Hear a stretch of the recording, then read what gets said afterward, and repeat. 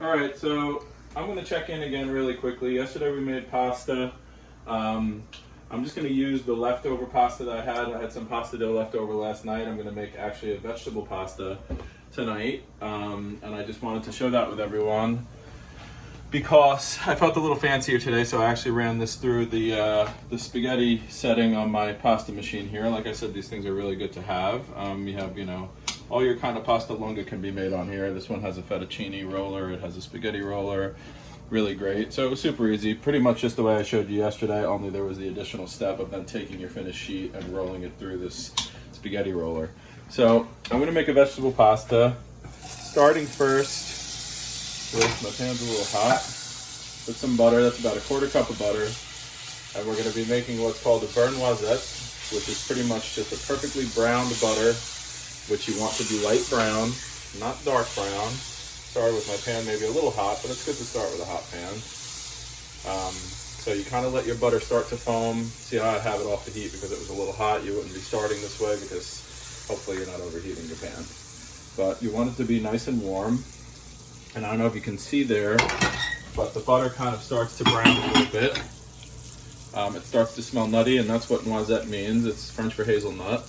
So the foam will start to subside. This one is happening actually very quickly because the pan was a little hotter than it should be.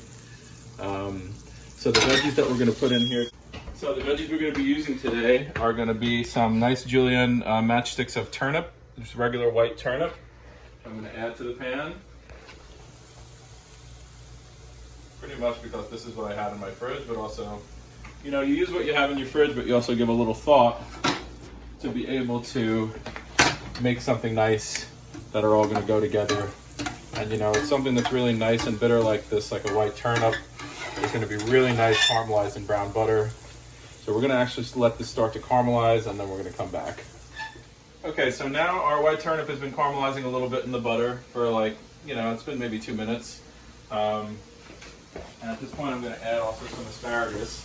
I like to do this technique with the asparagus. It's not really a technique, it's just slicing them in half. Makes them cook a little faster and makes it a little nicer for a pasta, because the pasta will be able to they'll cook down and pasta will be able to curl up and around them. For a pasta you want to cook your vegetables a little less al dente. You want them to be a little more cooked through because you're going to twirl your pasta up. You want it to be a nice cohesive thing. So we're going to get these in there. We're going to let these cook in that brown butter for maybe another 2 minutes, and then we'll be back. So now our asparagus has been cooking for about 2 minutes, 2-3 minutes. I haven't added any salt yet. I'm going to add just a little sprinkle of salt at this point. The turnips are really starting to kind of caramelize down and break up at this point, which is okay. So at this stage I'm going to add about 2 teaspoons here of fresh thyme leaves that I've pulled off the stem and I've washed.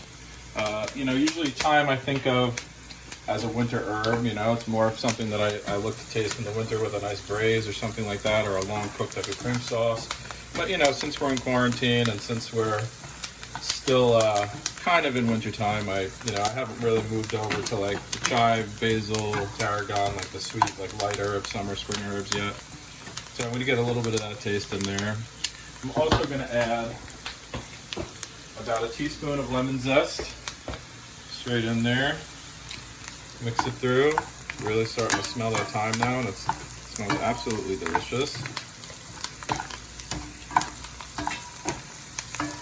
We're doing this dish because not everything always has to be about meat. If you do proper technique on vegetables, vegetables can be just as delicious. You don't even miss the meat. I still like to have my butter in there a little bit because, butter is good flavor, and I like to cook with butter. It's very healthy. So what I'm going to also add here is about 3 teaspoons of the pickling liquid from some pickled jalapenos. Not because I want it to necessarily be spicy, but I'm just adding that as like a little kind of tart component that'll, lightens up that butter a little bit and just kind of brings a little bit of brightness eventually to the end product. So we're going to turn this down to a simmer. Keep that hot because we're going to drop our pasta. First we have to make sure we salt our water very well. Diamond crystal salt in there. And then I'm going to drop my spaghetti. Get all these little pieces up. Give that a good stir through. right at the beginning. This is nice long spaghetti. Those length of those pasta sheets that I made yesterday, I didn't cut this at all, so they're nice. I really like a nice long piece of pasta when I do, cut pasta like this, or pasta lunga, I should say, because it really twirls up on the fork nice, and it just looks really kind of nice and elegant.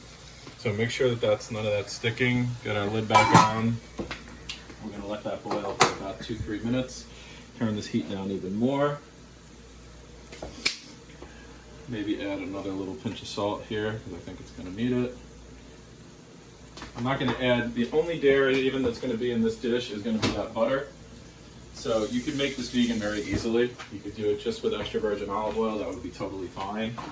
I'm not going to add any cheese to this because I want it to be a nice light spring summery kind of feel to it.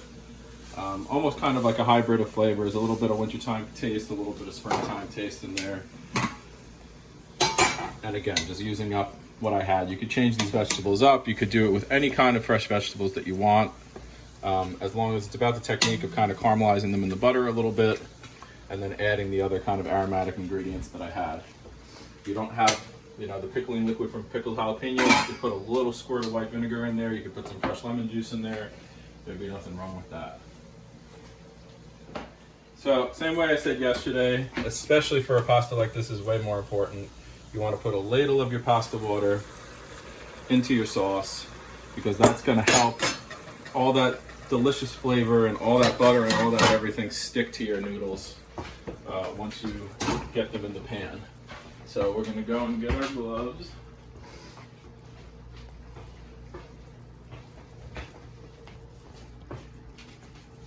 We're going to dump our pasta because it's now ready.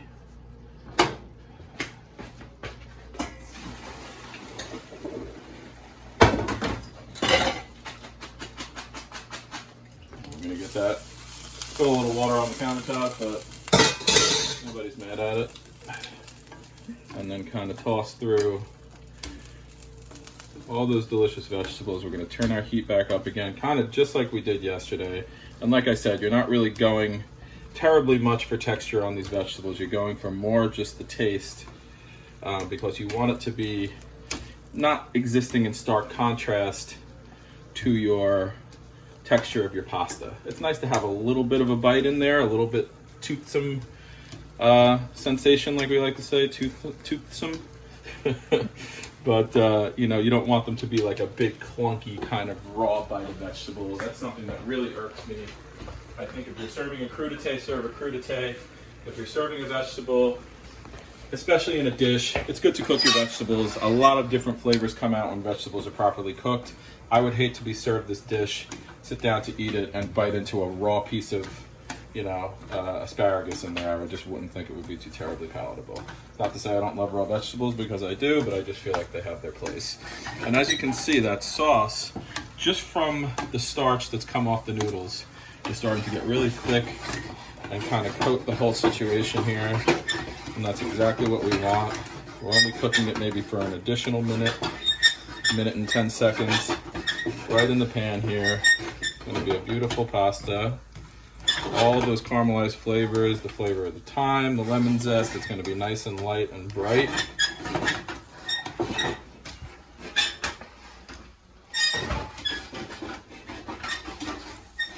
Making sure we don't make a mess here. So, now it's all done. I'm going to just taste for a bit of salt, see if I think it needs a little bit more.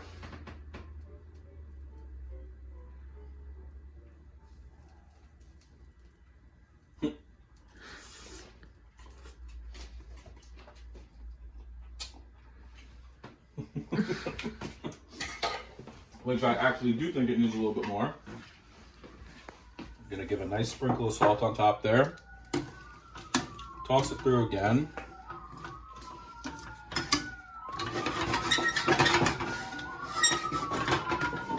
Hear the sirens going outside of our apartment here. It's a daily, multi-times a day occurrence. So again, not terribly ceremonious. I'm going to make one dish on this one.